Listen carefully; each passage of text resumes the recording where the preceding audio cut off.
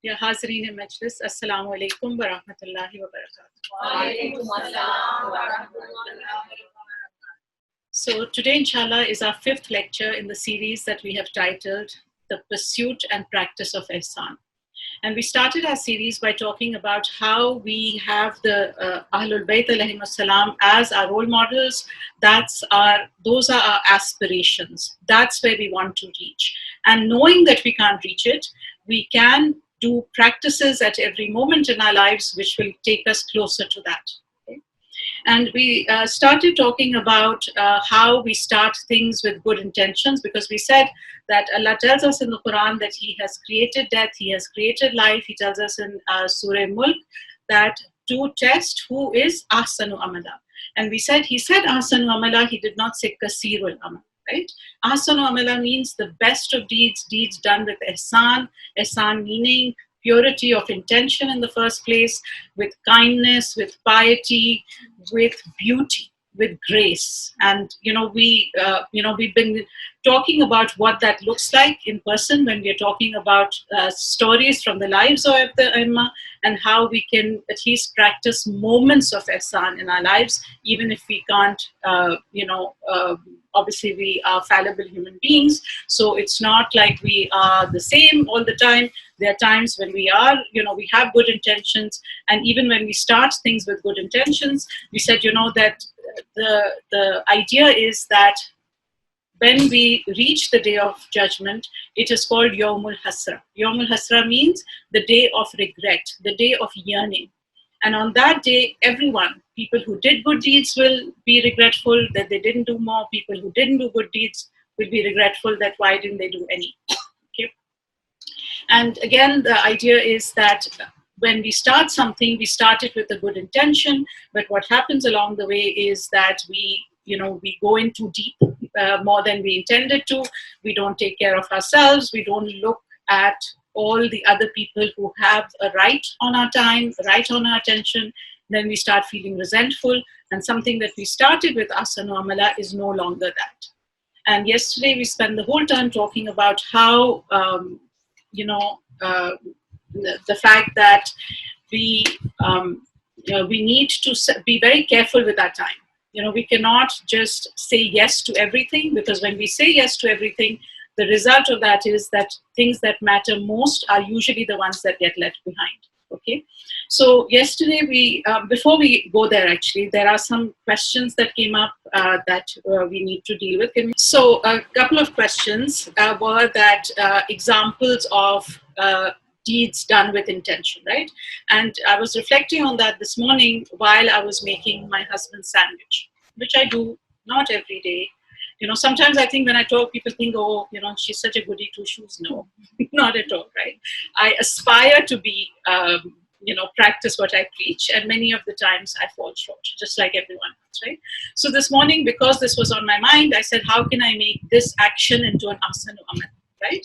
So the intention, when first of all, I switched off all distractions. So while I was making that sandwich early in the morning, I wasn't doing anything else. I was just literally focused on that. My focus was that Allah is pleased with me if I serve my family with good intention, kindness, generosity of heart, generosity of spirit. I was focused, I should choose the best ingredients that I have on hand, make it with love in my heart. Okay, that was it. And that was a Ahsanu Amala, something really small, something that we do. And by the way, do you think it took me longer than normal to do this? No. So so it is not adding things to our plate. I'm really wary of adding more stuff to our plates than we already have, because all of us, alhamdulillah, have very busy lives. The thing is, we need to change the quality. We need to change the quality of attention. We need to change the quality of intention in order to convert our actions into Ahsanu Amala. Okay. So by the way, he called me to tell me, and I didn't say anything to him. And he called me to say that the sandwich was particularly good today. Okay. Another question that was there was I said, when we're going anywhere, just take a moment to set an intention. There's a dua for entering a mosque.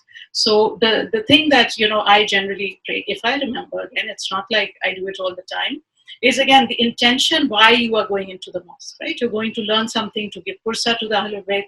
But the dua is basically Bismillahi wa billahi wa fi sabilillahi wa ala millati rasulillahi Allahu Akbar, right?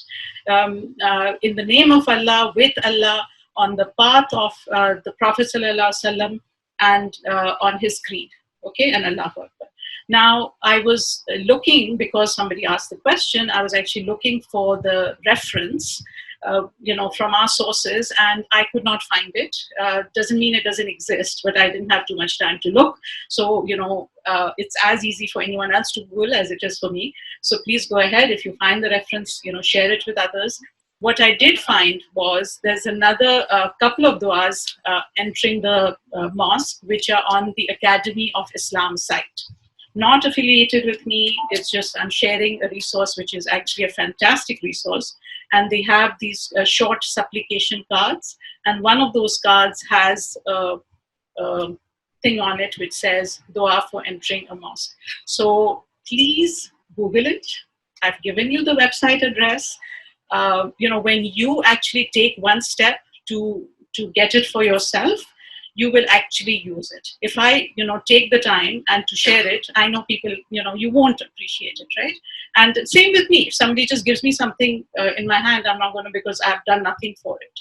So if you are interested, here's the website also. So just a really brief recap, right? About from yesterday, keeping our intention pure. Firstly, know your purpose, know your destination. Keep connecting to God. If we forget God, we have lost our way. If we forget where we are headed, if we forget why we are holding these majlises, we forget anything else, we've completely lost the plot, right? Getting clear on expectations from yourself and others. So knowing that we cannot do everything. There's so many people who seem to be doing so much, and good luck to them. That's not my lane, right? If I stay in my lane, I can probably go further than if I keep looking at everyone else. When people are competing in the Olympics, if they look left or right, they actually lose in a bad way, right? Because they are not focused on their lane. So let's keep focused on our lane. Learn to set boundaries. Again, don't take on stuff which is not in your lane, which is not related to your gift that you have been given to bring to this world, right? And last, also form meaningful connections. What does that mean? Invite others. We cannot go very far if we're going alone. However, same thing. If we invite somebody else and they have other things on the agenda, we need to take that with respect, right? And allow them to say no without it impacting the relationship. And lastly, self-care and appreciation. So we talked a lot about that. What does self-care and appreciation mean? That we need to fill ourselves up. So today, inshallah, like I promised yesterday, we are going to be talking about challenging relationships, right? Doing ihsan when people trigger us. And this obviously is a very, important and challenging conversation. And yesterday's conversation about filling ourselves up, keeping our own jug full, taking care of ourselves was extremely important. It laid the foundation, because without that, it is more challenging to be your best self. It is more challenging to respond with kindness rather than react, okay? So how do we, what do we do? First, obviously, we will look at Quran, we will look at Hadith, and then we will look at really practical ways on how we can build these muscle. And it's literally a muscle, right? Responding rather than reacting is a muscle. The more we practice, the better we will get it. So these are verses from Surah Ra'd, and where Allah says, so he's talking about the ulul albab. Okay, that's the context of these verses, and this is from verse 21 to 24. So verse 21 says, and those who join what Allah has commanded to be joined and fear their Lord and are afraid of an adverse reckoning, those who are patient for the sake of their Lord's pleasure, maintain the prayer and spend of what we have given them secretly and openly, and they repel evil conduct with good, for such will be the reward of the ultimate abode. Okay, the first two verses. Now, what are some of the characteristics of these people? The first thing is that it is talking about ulul albab. Okay, and so again, let's take an example. It would make much more sense if all of us thought of a challenging relationship. that we have. Anyone here not have a challenging relationship? Okay, good, excellent. So let's make it real. Okay, think of a challenging relationship we have and let's apply these things to that. You see what I'm saying? So it will actually make sense, because if you just listen, it's actually going to make no sense because it's just theory, right? So first of all, Allah is talking about people of understanding, ulul albab. Ulul albab is actually a very high level of understanding. And so the first thing that we need to maybe reflect on is that when we are looking at someone who is being challenged to us, and I'm trying to, use my words very carefully, we need to understand that we don't know their context. Okay, we are just looking at one person and they're saying mean things, maybe they're pushing our buttons, they're triggering us, whatever the case may be. We don't know, or sometimes we think we know, like we think, oh, we know our spouse, and you really don't know. You don't know what they went through in their childhood that has led them to this. Okay, so we need to give them the benefit of the doubt. When I say benefit of the doubt, I'm not saying don't hold them accountable for their actions. What I am saying that, try to have some compassion and understanding that if somebody is hurting you, 99% of the time it is because they're hurt themselves. Most of the time, right? There's this famous Facebook meme, right, which says hurt people, okay? So that's the understanding in this concept. The second thing it's telling us is practice patience. Now, every verse that I talk about today is going to be talking about practicing patience. We unfortunately really don't understand the depth of the meaning of the word patience. If I tell you what does patience mean, so say somebody is telling you something, okay, husband, spouse, mother-in-law, daughter-in-law, who else pushes a button? Sorry? Children, grown children, of course. So all of these things, right? So what does patience mean in that context? Generally, we think patience means I just grind my teeth, swallow my anger so that my whole body feels the anger. I clench my thing and I don't say anything. Does that make sense? That's what we normally consider patience to be, isn't it? I call it white knuckling it, that you're holding your knuckles so tight that there's no blood going and it looks like white, right? That's not what patience is though, right? Patience, just very, very briefly, has three parts to it. The first part is, and this goes completely in accordance with Imam Ali's hadith, the one about doing towards right, stopping yourself from wrong, and patience in grief or patience in hardship, right? Everyone knows that hadith. Most people know it, right? What does that mean? That you have to have self-control, number one. Self-control, if somebody does something to you or whatever, you don't react. Like, that's the level of, when we are behaving like that, we are not being human in the sense, right? The second part is willpower. Willpower means doing the right thing even when you don't want to. And the third part is acceptance of things that are outside your control. Okay, so this very briefly is patience. So they practice patience, and in this sense, it's talking about self-control, like not acting on your emotions. Okay. Then why do they do it? They do it for his pleasure. Very, very important. Because again, without that, without having our goal in mind, it's going to be very, very challenging. Why? Because we will always find, our ego will always find reasons why we're right. Always. Like, whenever, notice, right? Whenever you are in conflict with someone, who's the right one? It's always us, right? It's so amazing. Doesn't that amaze you though? Like everyone around us is wrong and we're right. Okay. So that's why we need to keep his pleasure, because that's the only really thing that is going to help us keep our ego in check. Okay. Then they establish prayer. Very important. Why? Because prayer is an opportunity to pause 5 times a day and build our muscles. Remind us of our destination. Remind us of what's important in life. This is the key, okay? Then they spend secretly and they spend openly. And we will, inshallah, we'll talk about that tomorrow probably. And then the last thing is that they repel evil with good. In other words, these are the steps that you have to build up before you can reach that stage where you have become in the habit of responding rather than reacting. Does this make sense? Because this is a bit of a heavy topic. We're really going through it fast. But inshallah, whatever is not clear, we can come back to. Okay? Sorry? It is very hard. So, hot or hard? Hard to do. Yes, yes.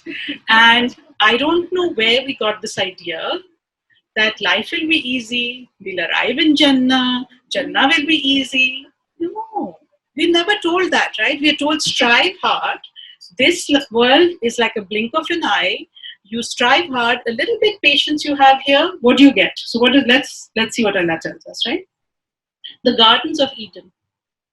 Okay, which they will enter along with whoever is righteous from among their forefathers, their spouses, and their descendants. All the people you love, you can take with you. And the angels will call upon them from every door, saying, "Peace be on you for your patience. How excellent is the ultimate reward." Thodi mehnat to hogi na. We will have to do a little bit of mehnat. And again, reminding ourselves that it's a choice. We don't have to. Some will say, oh, we don't have to. This is a choice. If that's the goal that you're doing, like say you wanted to enter into MIT, or you wanted to enter into Harvard, or you wanted to go to Columbia, or wherever, right? But you said, you know what? I really want to go there, but I really don't want to work. I don't want to get the grades, but I want to arrive there. Is that possible? No, it's not. We need to do a little bit of work, okay? So, now again, on the other hand, and this by the way, this particular ayat is talking about Yusalluna means to join that which Allah has commanded to be joined. So all the Mufassirin tell us that this is talking very specifically about relationships with our blood relatives. And we all know who is the hardest people to get along with? Family, right? Because with others, you can do ihsan for a little while. Okay, you can go out, you can be kind, you can smile, because you can go home and be who you are. Okay, and that's why the Prophet told us that the biggest believers amongst you are those who are the nicest to their families, because that is the hardest. So please, when we're talking, we need to recognize that it's hard, and if you're finding it hard, have compassion. Don't be hard on yourself. Why can't I do it? Because that actually will break down your self-control. That's what research shows. Because what's happening, say if I'm not able to, say, this morning, instead of doing this lovely deed, because I knew I had to come and tell so many people about it, I made not the asanu sandwich, but I made a really bad one. I took leftovers from last week and I just put it in some moldy bread and I gave it to him, okay? And then he came home and he was in a cross mood because he was hungry, and he said, I couldn't eat the sandwich because it was inedible. What did you put in it? Okay, so now where was I going with this? Sorry? How you portray yourself. Yeah, so what happens is that, say I've done all of that, and then so he's in a bad mood, I'm in a bad mood, and this vicious cycle starts, right? So the idea is that any of us, we have the ability to change that interaction and behave differently at any given point. So when he says that to me, instead of saying, why can't you make your own sandwiches, which bichara he does some days, why can't you do this? Or he could have said, what, sounds like you had a hard time, why don't I do it tomorrow morning? What I'm trying to get at is that both people, at every moment, we have a choice. The secret of happy families is not that they don't fight. It's not that they don't say mean things to each other. The secret is that they learn to repair really well. That every time they fall off the track, they just say, sorry, excuse me, they get back on the track and they start doing good things again, okay? So, so this particular verse comes from, being with relationships, but obviously we can apply if we can be our best with our closest people who see us on a regular basis. Everything else is a joke. Because honestly, no matter how challenging another person is, we can, do this kind of interaction for a little while. Okay. Then in Surah Fussilat, which is chapter 41, in verse 34, Allah says, "And not alike are the good and the evil. Repel evil with what is best." So everyone knows this ayat, right? Idfa billati hiya ahsan. Then behold, the one between whom you and there is an enmity shall be as if it were a loyal, protecting friend. A waliyun hamim means like a really person who has really warm regard for you. Why? Because again, when somebody, say, if I'm in a really nasty mood because somebody's told me off, so of course I come home and I take it out on my family. And then what happens is, instead of reacting, they look at me and they say, "Mama, it sounds like you're having a really hard day. Do you need a hug?" And they give me a hug, right? Instead of, generally what happens is I scream at someone, they scream at someone else, and the cycle goes on, right? But if any one of these people in the mix were to respond rather than react and actually reach out to me at that point, wouldn't I fall in love with them? This is literally, these verses are the secret of great relationships. If only we can take this, our lives and our relationships would actually transform. Okay. So again, Allah says in the next verse that, "But none is granted this except those who are patient, and those who are granted this, it's a hibsun azim. It's like a great endowment." It's, again, Allah is telling us it's not easy. Not everyone can do it, but if you can, this is what you aspire to. So, when we are triggered, and I'm using the word trigger, just, everyone knows what trigger means, right? That somebody says something. And remember, I think it was 2 years ago or something, we talked about it, and many people remember this, so I'll share it again, that when we are triggered, if we can pause at that time and remind ourselves another growth opportunity. Another growth opportunity. That's exactly what a trigger is, right? A trigger is something that's triggering something in me. I have the opportunity to heal that, to rise above it, and to respond in a way that is going to change the dynamics between the two of us. Okay. So I hope everyone's still thinking of the challenging relationships, right? Okay, good. So two traditions. One, the first in the Prophet says that somebody, there was a interaction between two people, kisi ne ghibat ki, and the person got annoyed and triggered, and the Prophet said, "I know a word that if the wrathful utter it, their wrath subsides." And the person said, "What is this magic phrase?" And the Prophet ﷺ told him, "Seek protection from the shaitan." So, "Auzu billahi minash shaitanir rajim." Because again, in many ahadiths we know, and when we talk about anger in a few days, we will, come to this, that anger is literally like a shaitan going on our head. And when we try to understand that also from a scientific perspective. But, and there's another hadith from Imam Ali alayhi salam, it says, "Whenever one of you is tempted by shaitan, he should seek refuge in God and say, I believe in Allah and purify my faith for him," right? So again, what does this do? What does saying Auzu Billah, and you don't have to say it loudly, Auzu Billahi Minash Shaitanir Rajim does? It allows us to pause. It allows us to literally take a breath before responding, right? Then again, in another verse in Surah Qasas, Allah says that those will be given their reward 2 times for their patience. They repel evil conduct with good and spend out of which we have provided them. Spending and being able to pause seems to be very connected, and inshallah we will look at that tomorrow. Okay, so what are these verses telling us? First of all, that we need to have understanding. Okay, that this is referring to the ulul albab. Secondly, we need to have a really strong connection with God, through prayer. And we need to practice self-control. We need to be detached from material possessions, right? In other words, get into the habit of spending. And if we are triggered, say, Auzu billahi minash shaitanir rajim. Okay? So these are literally Quranic ways that we can practice, right, in order to start responding. There's a beautiful verse. In fact, what we're told in Hadith is that, again, when we were talking about choosing who to do ihsan with or who to do kindness with, we are highly recommended to go the extra mile to show kindness to people who are triggering us.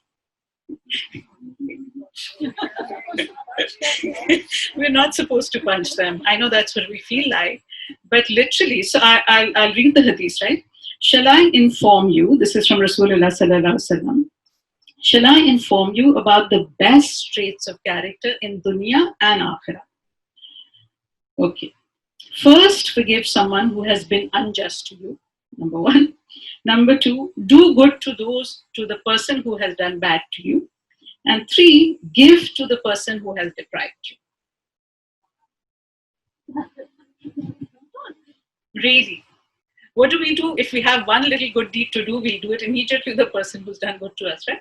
Do we ever think of people that, I'm really upset with that one, so let me go and do some act of kindness for them? But again, what Allah is telling us, that these are ways that you can transform. And something really came to mind, which was that it is a way to prepare us for Jannah. Because in Jannah, in Surah Hijr, for example, when we have this beautiful vision of Jannah, we are told that believers are sitting across from each other and they have no negative feelings towards each other.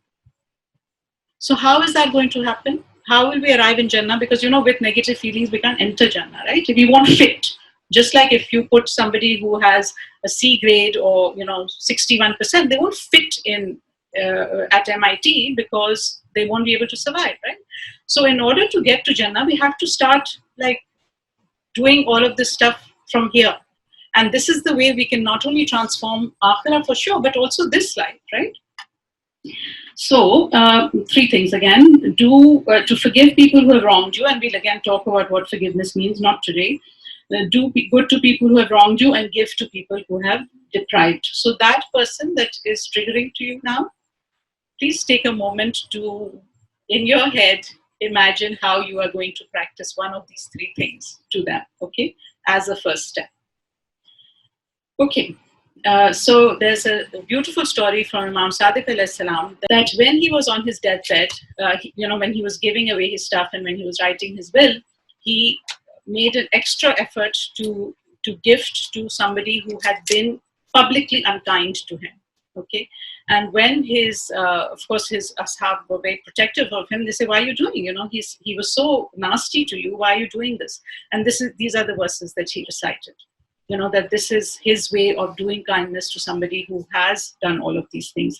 And we all at least listen to Dua Makarim al-Akhlaq, right, in Ramadan. And if we are only doing it at that time, it's the biggest injustice to ourselves. Forget anyone else. Okay. So let me just read what it says about, and these two verses are, allow me to repel evil with goodness. So, oh Allah, bless Muhammad and his family. Give me the grace, and grace is another translation of the word ihsan, okay, that I can counter the one who is dishonest to me with good advice, reward one who forsakes me with goodness, and recompense one who cuts me off with union. In other words, somebody is ignoring me, go and stick to them. Okay, make an extra effort to establish relationships with them. Oppose one who backbites about me with a good mention of him, and give thanks for good and overlook evil. Then there's another verse which says, oh Allah, transform what shaitan throws into my heart. So again, realizing that, we have the angel as well as the shaitan, right? And sometimes the angel wins and sometimes the shaitan wins. So when the shaitan throws into my heart of desires, suspicion and envy, into a remembrance of your might, a pondering over your power, and a planning against your enemy. So again, when I have negative thoughts about someone, when I want to do evil to them, and how many of us, tell people off in our heads and, want to do all sorts of things to them, right?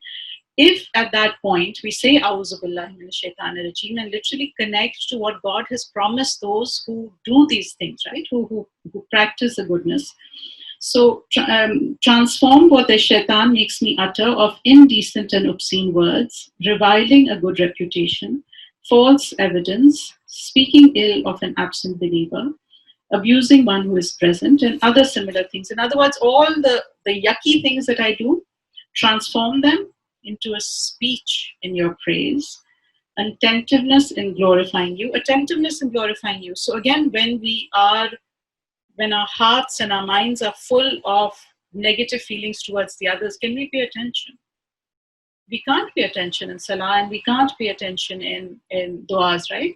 So if we just focus our attention on what we are doing, automatically this is what this dua is asking, right? Continuity in magnifying you, a thanksgiving for your favors. Very, very important. Gratitude and appreciation are like literally the keys. They're the keys to ihsan, okay? An acknowledgement of your goodness and an accounting of your kindness. So again, sometimes we think, why are people so mean to me, right? And if I start thinking of all the ways that Allah has been kind to me, provided support to me through other people, have some good relation. And if none of my relationships in my life are working, that's a big signal. That's a big signal that maybe I need to do things differently. So let's start the thing today, and then inshallah we can continue with it tomorrow, right? When we're talking about the practice of, so now we've done all the theory, we've done the Quranic verses, so we understand that this is what God wants from us. These are his recommendations. Now, how do I put it into practice? Okay. One thing that may really help us understand when people are upset and why we get triggered as well is to understand how our brain works. Okay. Our brain, first of all, is geared towards survival. Because if we did not survive, we wouldn't be here. Like, we wouldn't really be able to do dua, Quran, anything if we were dead, right? So the way Allah has created us is that the human mind is hyper vigilant for threats. If we see a threat to our safety, we are not going to, our thinking brain actually will go to sleep at that time. Why? Why does it do that?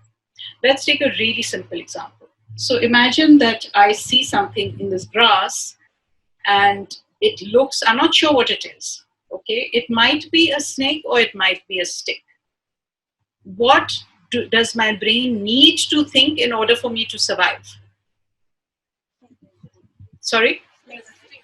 Does it need to think it's a stick? No, snake. Snake, right? Because imagine if I thought it was a stick and it turned out to be a snake.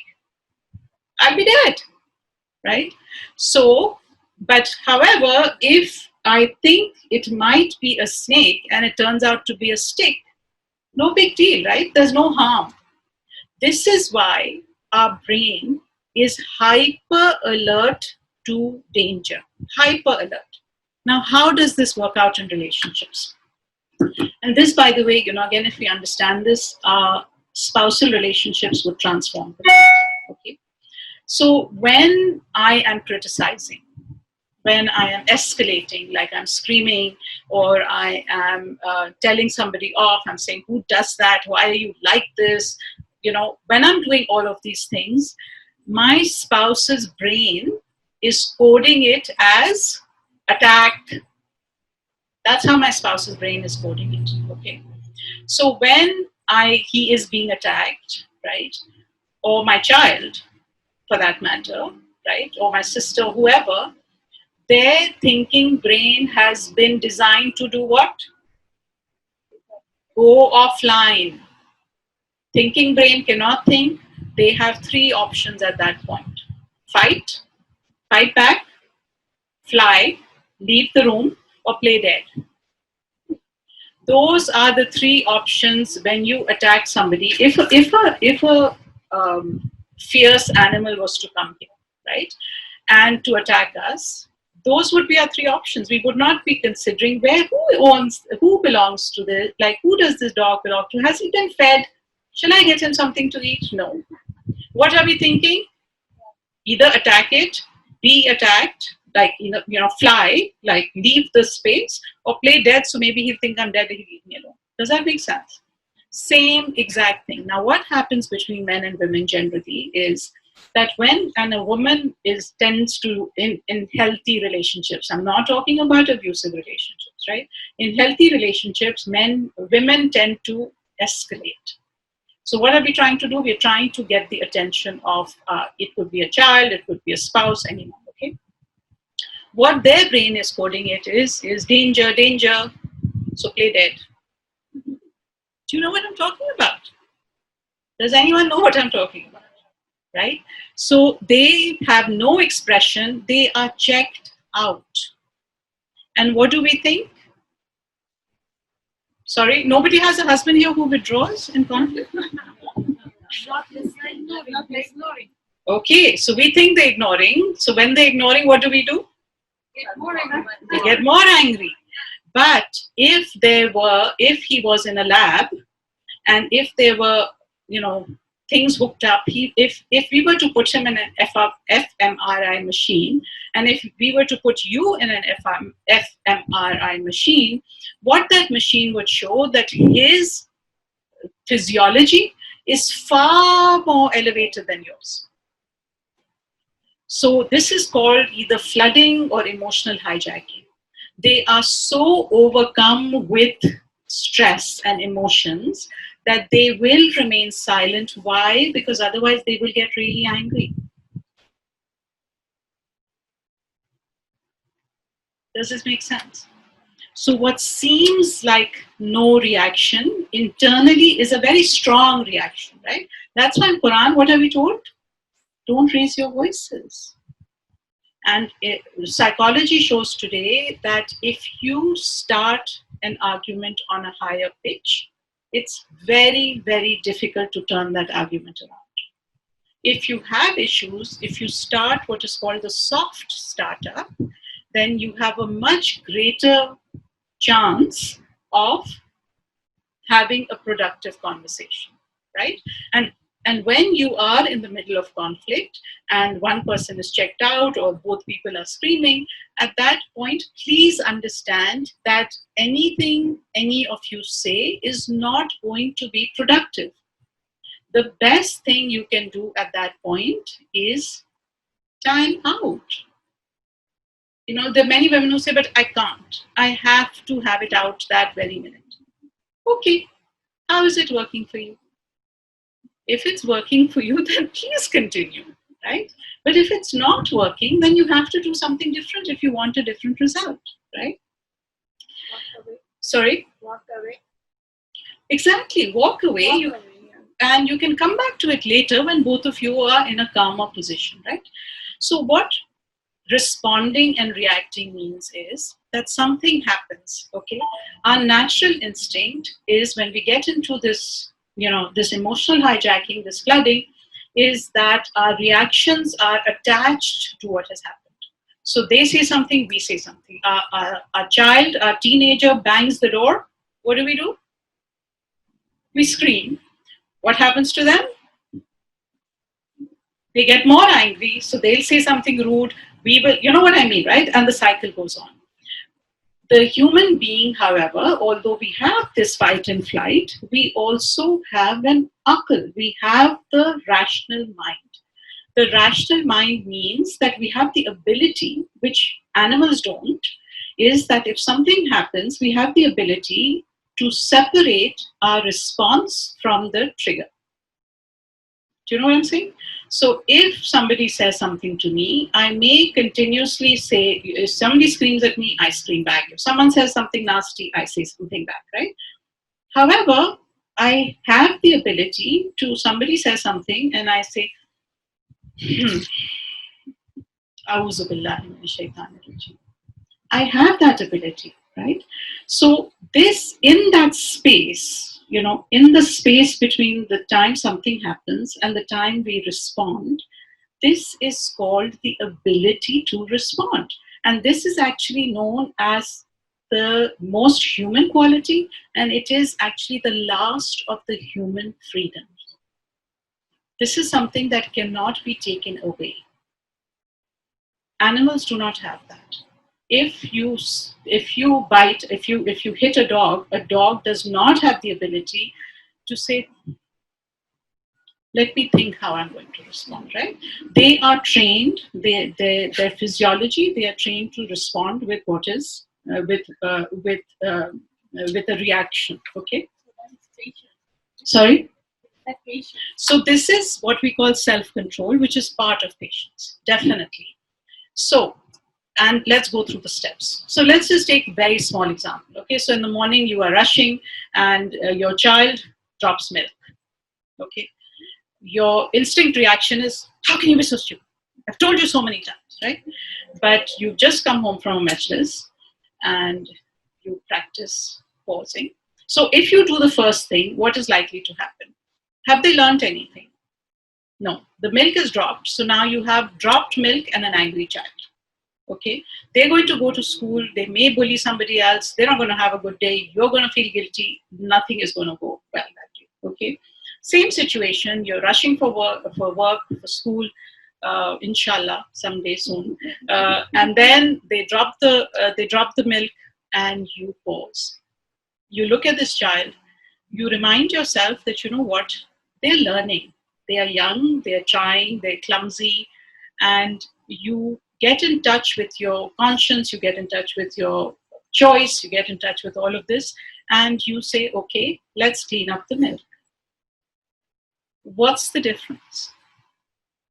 You still have the milk, right? The milk is outside your control. It's been spilled, it's happened. How you react after the milk is going to determine in the short term how your day goes, how the child's day goes, and in the long term how your akhirah is.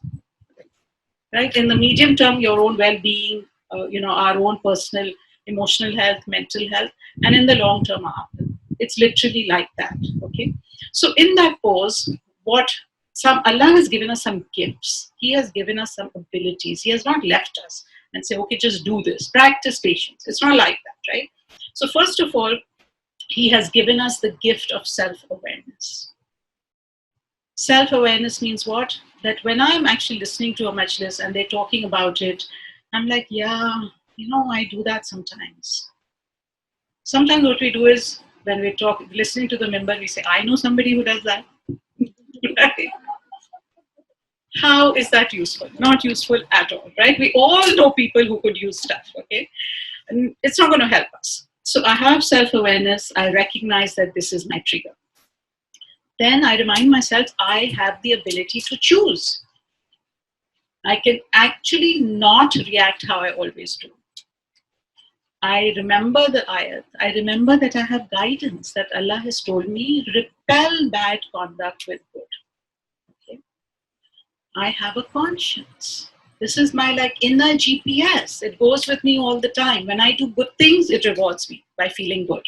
When I do bad things, it punishes me by who here, says nasty things and feels happy? Anyone? No, we feel so guilty. We're punishing ourselves. That's our conscience, right? But if we ignore our conscience enough, it actually goes to sleep. Okay? So if we're still feeling guilty when we're being nasty to other people, great sign. Okay? Then we have an imagination. We can imagine that, tomorrow when, when my son wakes up and he says these things to me and he bangs the door, I'm going to react in a different way. Okay, so I have an imagination. And, this I just thought about in the morning, that I have the ability to consult. I can actually ask somebody for help. So if these are regular things and I'm just not able to, I can look on the internet, I can ask somebody, I can ask a friend, you used to be very reactive, how did you manage? Imam Ali alayhi salam tells us that when we consult other people, when we are adding intelligences upon our intelligence. Isn't that beautiful? That we have access when we are talking amongst each other and we're discussing something, that I have access to all your intelligences. Isn't that such a beautiful way to look at it, right?